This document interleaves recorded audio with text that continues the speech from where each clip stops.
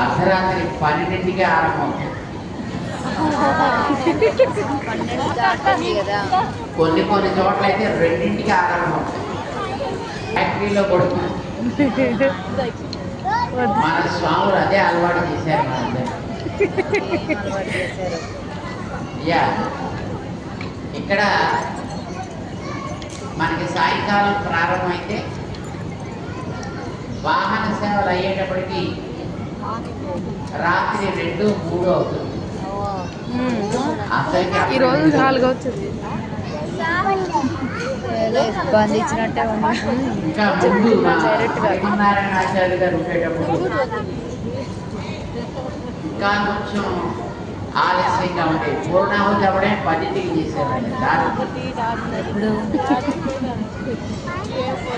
ఆ తర్వాత ప్రారంభం చేసి మెల్లిగా వాహన సేవ లాంటివన్నీ ప్రారంభిస్తే రాత్రి 3కో మధ్యలో ఆయన వెళ్ళిపోయేవాడు.